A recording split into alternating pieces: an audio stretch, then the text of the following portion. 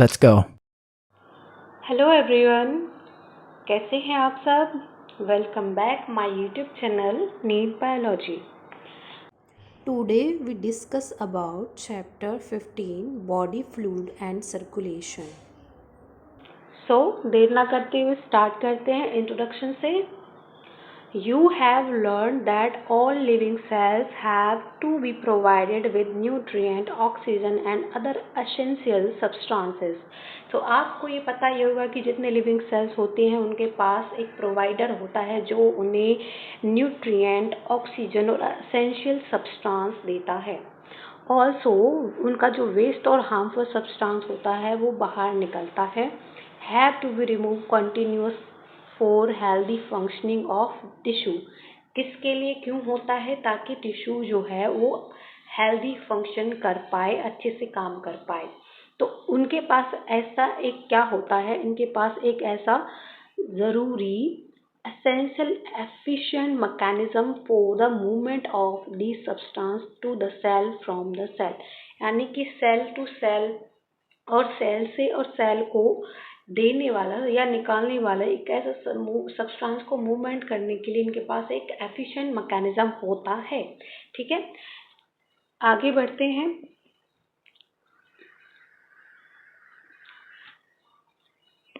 different group of animals different group of animals have involved different methods for this transport, यानी कि हर अलग अलग group के animals के पास अलग अलग मेथड होते हैं कि इन चीज़ों को ट्रांसपोर्ट कर सके, यानी कि उनके न्यूट्रिएंट, ऑक्सीजन और एसेंशियल सब्सटेंस को और उनके हार्मफुल और वेस्ट सब्सटेंस को बाहर निकालना, लाना और ले जाना हम एक तरीके से कह सकते हैं। ठीक है, तो उनके पास अलग अलग मेथड्स होंगे।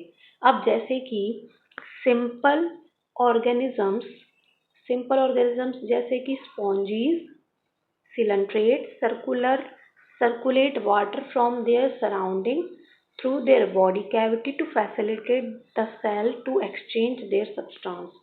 अब ये कह रहे हैं कि जैसे कि जो भी स्मॉल सिंपल जो ग्रुप के एनिमल्स होते हैं यानी ऑर्गेनिजम्स होते हैं, जैसे कि स्पॉन्जीज हो गए, सिलेंट्रेट्स हो गए, ये पानी में रहते हैं तो इनके चारों ओर पानी होता है। तो इनका जो ट्रांसपोर्ट होगा वो कैसे होगा? इनकी जो बॉडी कैविटी के अंदर और बॉडी के बाहर दोनों तरफ पानी होता है, तो इनकी सेल क्या करती हैं, वो पानी से ही एक्सचेंज करती हैं, अपने सराउंडिंग से ही वो चीज़ें, ऑक्सीजन, उनको भी जो भी चीज़ें चाहिए होंगी जो या फिर जो वेस्ट मटेरियल होगा वो अपनी बॉडी कैविटी से ही लेती हैं और वापस देती हैं। ठीक है, more complex organisms special fluid within their bodies to transport such materials. और जो बड़े वाले ऑर्गेनिजम्स होते हैं यानी कि जो कॉम्प्लेक्स ऑर्गेनिजम्स होते हैं उनके पास एक स्पेशल फ्लूइड होता है इस मटेरियल को ट्रांसपोर्ट करने के लिए। ठीक है, उनकी बॉडी के पास कुछ ऐसा स्पेशल फ्लूइड होता है ताकि वो ये जो ट्रांसपोर्ट है उसको करवा सके। जैसे कि blood is the most commonly used body fluid by the most of the higher organisms, यानी कि जो ब्लड होता है वो एक ऐसा स्पेशल फ्लूइड होता है जो भी कॉमनली यूज्ड कराया जाता है, जिसको हम बॉडी फ्लूइड कहते हैं, मोस्ट ऑफ हायर ऑर्गेनिजम्स में देखने को मिलता है। जैसे कि हम ह्यूमंस की बात करें या फिर एनिमल्स की बात करते हैं, इस पर्पस के लिए, ट्रांसपोर्ट के लिए। अनदर बॉडी फ्लूइड जिसको हम बोलेंगे लिम्फ, 1 मिनट, जिसको हम बोलते हैं लिम्फ, ये क्या करता है? Also help in the transport of certain substance. ये भी जो लिम्फ होता है वो भी एक तरीके का बॉडी फ्लूइड ही होता है जो कि कुछ और तरीके के सब्सटेंसेस को ट्रांसपोर्ट करवाता है। ठीक है, इस चैप्टर में हम इनका जो कंपोजिशन होता है और प्रॉपर्टी होती है ब्लड और लिम्फ की, इसको पढ़ेंगे और इसका जो मैकेनिज्म और सर्कुलेशन होता है ब्लड का, तो उसको भी एक्सप्लेन किया जाएगा। ठीक है, सो आगे बढ़ते हैं। ब्लड, ठीक है, अब हम पढ़ने वाले हैं ब्लड के बारे में। ब्लड में प्लाज्मा और एसेंशियल एलिमेंट्स तो ये सारी चीज़ें हम पढ़ेंगे कि ब्लड में क्या क्या चीज़ें होती हैं। Okay, blood is a special connective tissue consisting of fluid matrix, plasma and form elements। तो हमने देख लिया ना कि ब्लड के पास क्या क्या होता है, फ्लूइड मैट्रिक्स होता है और क्या होता है, प्लाज्मा होता है और फॉर्म एलिमेंट्स भी देखने को मिलते हैं। ठीक है, उसके बाद प्लाज्मा की अगर हम बात करें, फ्लूइड मैट्रिक्स तो आपको पता ही होगा, मैट्रिक्स जिसमें कि बहुत सारी चीज़ें होती हैं और एक तरल पदार्थ होता है। ठीक है, अब प्लाज्मा देखते हैं तो प्लाज्मा जो होता है वो एक स्ट्रॉ कलर्ड विस्कस फ्लूइड होता है कंस्टिट्यूटिंग नियरली 55% ऑफ ब्लड। ठीक है, तो plasma is a straw coloured viscous fluid constituting nearly 55% of blood, यानी कि हमारे ब्लड का 55% जो हिस्सा लेता है वो प्लाज्मा होता है। प्लाज्मा एक स्ट्रॉ कलर्ड है, उस विस्कस फ्लूइड यानी कि चिपचिपा जैसा पदार्थ है जो कि हमारे ब्लड का 55% हिस्सा है। उसमें से भी 90 से 92% प्लाज्मा जो होता है वो पानी होता है और उसमें प्रोटीन के कंट्रीब्यूट होते हैं 6 to 8%। उसी के अंदर 6 to 8% क्या होंगे, प्रोटीन्स होंगे। इसमें प्रोटीन्स कौन कौन से देखने को मिलते हैं, majorly fibrinogen, globulin and albumin. ठीक है, ये जो होते हैं ये 3 मेजर प्रोटीन्स होते हैं जो कि प्लाज्मा में देखने को मिलते हैं। इसके बाद आगे बढ़ते हैं। अब फिब्रिनोजन का काम क्या है, फिब्रिनोजन को जो है उसकी ज़रूरत होती है क्लॉटिंग करने के लिए। फिब्रिनोजन की ज़रूरत कहाँ होती है, क्लॉटिंग के लिए, नीडेड फॉर द क्लॉटिंग और कोगुलेशन ऑफ ब्लड। ब्लड को कोगुलेट करना है यानी कि रक्त का एक थक्का जमना यानी कि खून का जमना, तो ये फिब्रिनोजन का काम होता है। जब भी हमारे बॉडी में कट लग जाते हैं तो ये फिब्रिनोजन्स जो है वो एक्टिवेट हो जाते हैं और जहाँ पर बॉडी में कट या चोट लगी होती है वहाँ एक तरीके का, ताकि ब्लड ना लॉस हो, वहाँ पर एक कोगुलेशन यानी कि थक्का बना लेते हैं। किनके साथ मिल करके, वो हम आगे पढ़ेंगे। वैसे वो मिलते हैं प्लेटलेट्स के साथ, या फिर जो वेस्ट जो आरबीसीज होती हैं जो मर जाती हैं उनको अपने उसमें ले करके जाल बनाते हैं, उनको फंसा देते हैं आरबीसीज को और प्लेटलेट्स को, तो वो एक तरीके का प्रोटेक्शन कवर बन जाता ताकि और ब्लड लॉस ना हो। ठीक है, ग्लोब्यूलिन, उसके बाद ग्लोब्यूलिन प्रोटीन होता है। ग्लोब्यूलिन प्रोटीन का primarily are involve in defence mechanism. Globulin protein जो होता है वो हमारी बॉडी में डिफेंस मैकेनिज्म का काम करता है। उसके बाद हम बात करें तो एल्ब्यूमिन आता है। एल्ब्यूमिन जो होता है वो ऑस्मोटिक बैलेंस में हेल्प करता है। हमारी बॉडी का जो ऑस्मोटिक बैलेंस होता है उसमें एल्ब्यूमिन का रोल होता है। उसके बाद प्लाज्मा के पास और क्या क्या चीज़ें देखने को मिलती हैं, तो ये बहुत इंटरेस्टिंग है कि प्लाज्मा के अंदर भी ऐसी बहुत सारी चीज़ें हैं। तो प्लाज्मा के अंदर और स्मॉल अमाउंट में मिनरल्स होते हैं जैसे sodium, calcium, magnesium, bicarbonate, chloride, ठीक है, क्लोरीन और ग्लूकोज, ये तो एक्सेट्रा होगा। उसके अलावा ग्लूकोज, अमीनो एसिड्स, लिपिड्स, ये भी होते हैं, ये भी प्रेजेंट होते हैं प्लाज्मा में। ठीक है, and they are always in transit in the body, और ये हमेशा हमारी बॉडी में ट्रांसिट करते रहते हैं। ठीक है, factors of coagulation and clotting of blood also present in plasma. जो फैक्टर्स होते हैं, फैक्टर्स मतलब कि जो कोगुलेशन के लिए और क्लॉटिंग के, ब्लड को क्लॉट करने के जो फैक्टर्स होते हैं वो भी प्लाज्मा के अंदर ही प्रेजेंट होते हैं, जो कि इनएक्टिव फॉर्म में होते हैं जैसे कि हमने पढ़ा है। और प्लाज्मा जो होता है विदाउट क्लॉटिंग फैक्टर होता है जिसको हम सीरम कहते हैं। अगर प्लाज्मा के अंदर हमने क्लॉटिंग फैक्टर्स को हटा दिया, प्लाज्मा में से क्लॉटिंग फैक्टर्स को रिमूव कर दिया, तो जो भी चीज़ बचेगी उसके अंदर उसको हम क्या बोलेंगे, वो बोलेंगे हम उसको सीरम। ठीक है,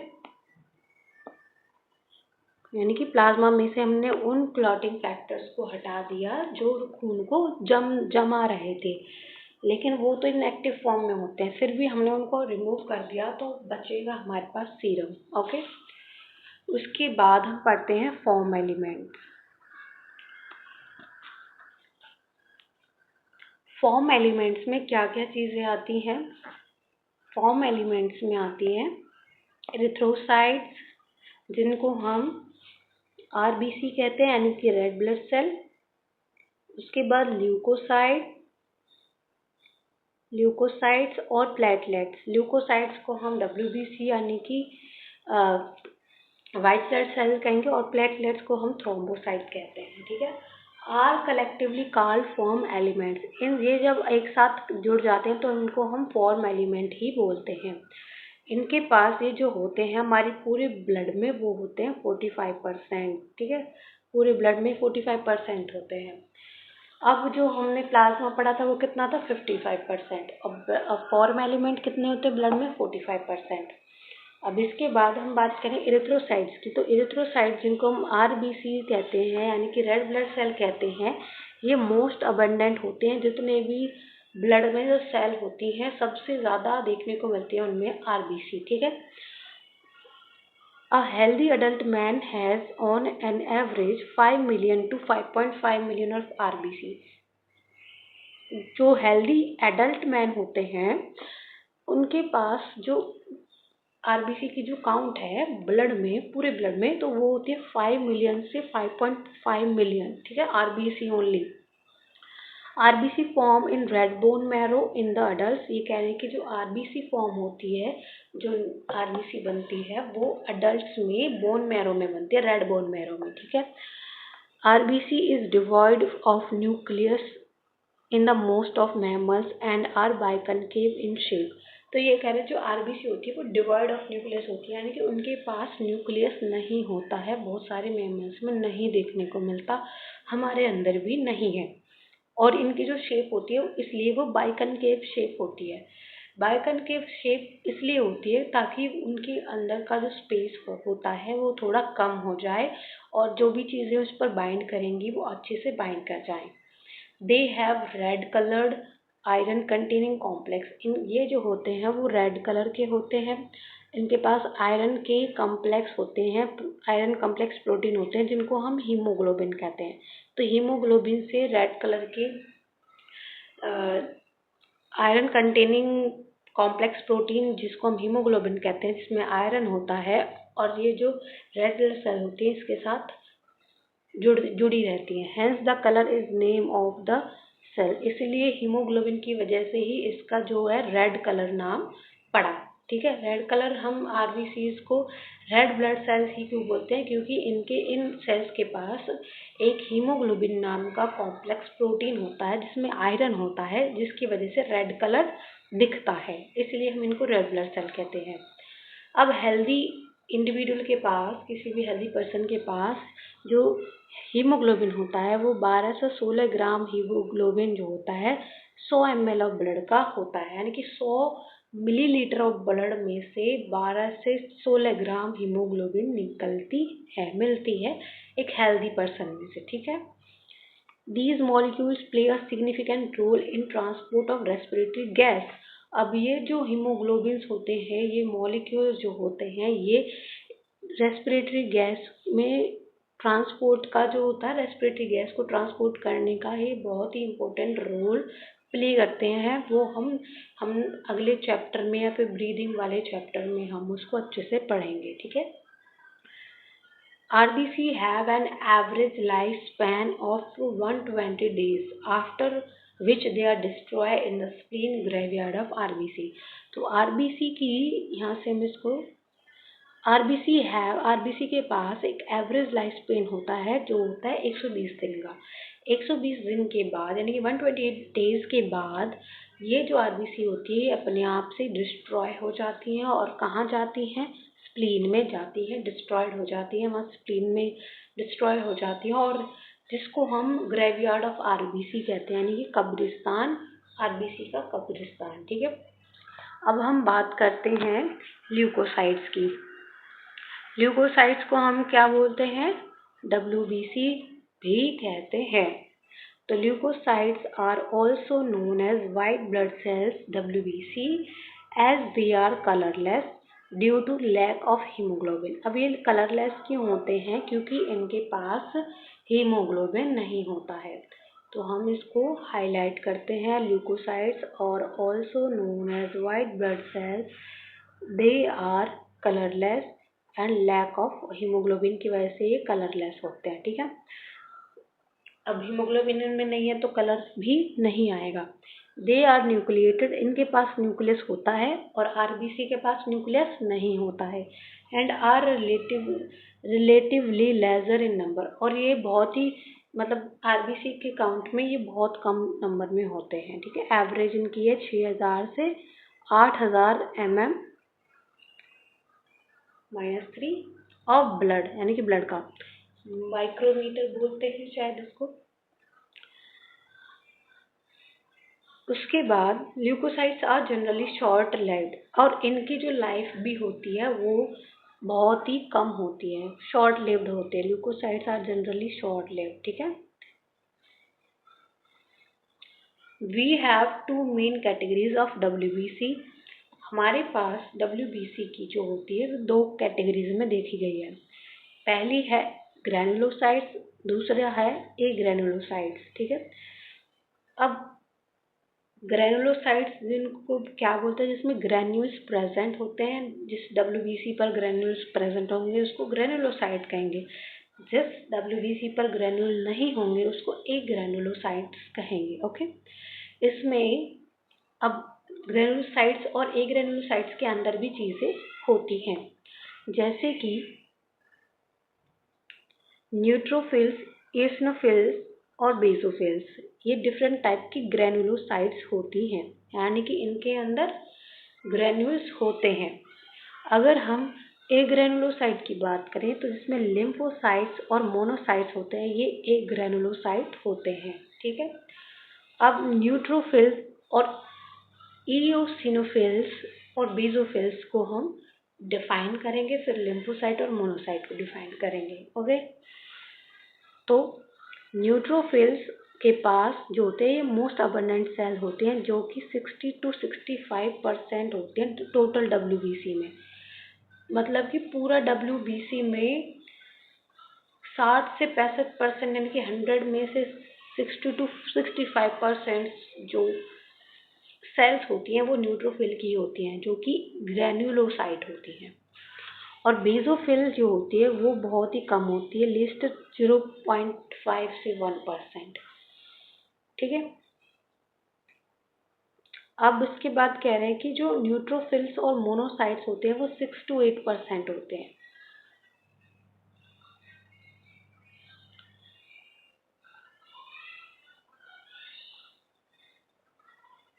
are phagocyte cells destroy foreign organism entire the body, और ये जो होते हैं वो फेगोसाइट्स होती हैं जो कि हमारी बॉडी में आने वाले फॉरेन ऑर्गेनिज्म को मार देते हैं, डिस्ट्रॉय कर देते हैं। तो ये फेगोसाइट्स होती है हमारे न्यूट्रोफिल्स और मोनोसाइट्स। ठीक है, मोनोसाइट जो होती है वो 6 to 8% होती है। उसके बाद बेसोफिल्स की बात करें तो बेसोफिल जो होती है, 1 minute, basophil secrete histamine, serotonin, heparin. जो बेसोफिल होता है वो हिस्टामिन, सेरोटोनिन और हेपारिन को सिक्रीट करता है, जो कि इन्फ्लेमेटरी रिएक्शंस में इन्वॉल्व होते हैं। ठीक है, उसके बाद इओसिनोफिल्स जो होती हैं वो 2 to 3% देखने को मिलती हैं।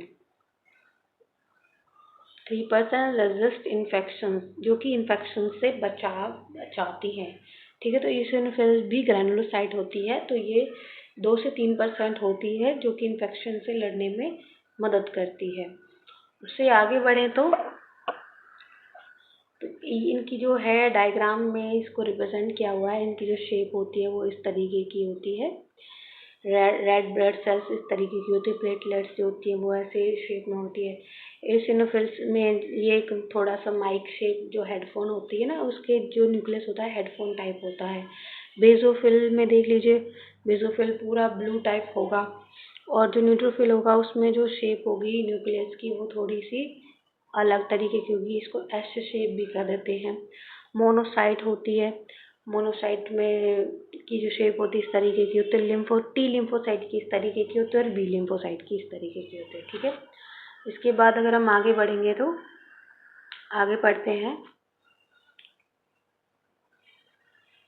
और हम बात कर रहे थे eosinophil की, तो वो हमारे एलर्जिक रिएक्शन में भी काम करती है, एलर्जिक रिएक्शन को से भी बचाती है। ठीक है, उसके बाद हम लिम्फोसाइट्स की बात करते हैं। लिम्फोसाइट जो होते हैं, जो कि ए ग्रेनुलोसाइट होती है। लिम्फोसाइट के पास 20 से 25% होता है। इसके पास दो मेजर टाइप होते हैं, बी और टी फॉर्म, बी लिम्फोसाइट्स और टी लिम्फोसाइट्स। ये रिस्पॉन्सिबल होती है इम्यून रिस्पॉन्स, हमारी बॉडी का इम्यून रिस्पॉन्स की करवाती हैं। ठीक है, उसके बाद हम बात करते हैं प्लेटलेट्स की। प्लेटलेट्स को जो है हम थ्रोम्बोसाइट भी कहते हैं। प्लेटलेट्स ऑल्सो कॉल्ड थ्रोम्बोसाइट्स और सेल फ्रेगमेंट प्रोड्यूस फ्रॉम मेगाकैरियोसाइट्स। ये एक सेल के फ्रेगमेंट्स होते हैं, यानी कि एक तरह के धागे धागे टाइप में होते हैं, प्रोड्यूस फ्रॉम मेगाकैरियोसाइट्स, जो मेगाकैरियोसाइट्स से बनाए जाते हैं। स्पेशल सेल होती हैं जो बोन मैरो में दिखने को मिलते हैं, जिनको मेगाकैरियोसाइट कहते हैं। इनसे हमारे सेल के जो फ्रेगमेंट्स होते हैं वो होते हैं, जिनको हम थ्रोम्बोसाइट कहते हैं, यानी कि प्लेटलेट्स कहते हैं। ब्लड में नॉर्मली ये 1.5 लाख से 3-3.5 लाख की प्लेटलेट्स होती है। Platelets can release a variety of substance, most of which are involve in coagulation and clotting of blood. तो ये हमारे कोगुलेशन और क्लॉटिंग ऑफ ब्लड में काम आती है। और reduction on their number can lead clotting disorders which is lead excessive loss of blood from the body. अगर इनका बाई चांस नंबर कम हो जाता है तो हमारी बॉडी में कहीं भी अगर कट लग जाएगा तो खून रोकने में, कोगुलेशन करने में बहुत मुश्किल आ जाएगी। ठीक है, तो ये कोगुलेटिंग डिसऑर्डर बन जाता है जब प्लेटलेट्स बहुत ही कम हो जाती हैं। ओके, सो यहाँ तक हमने पढ़ लिया है। अब हम नेक्स्ट क्लास में ब्लड ग्रुप पढ़ेंगे। ठीक है, सो आप यहाँ तक मेरे साथ जुड़े रहे उसके लिए थैंक यू सो मच। अगर इसका मतलब ये है कि आपको मेरी जो समझाई हुई बात है, कंसेप्ट है, वो आपको समझ आ रहा है। अगर आपको ये चीज़, ये मेरा समझाना अच्छा लग रहा है तो मेरे चैनल को लाइक कीजिए, शेयर कीजिए, सब्सक्राइब कीजिए और बेल आइकन को दबाना ना भूलें ताकि अगली क्लास की नोटिफिकेशन आपको मिलती रहे। So thank you all. Next class में हम ब्लड ग्रुप पढ़ेंगे।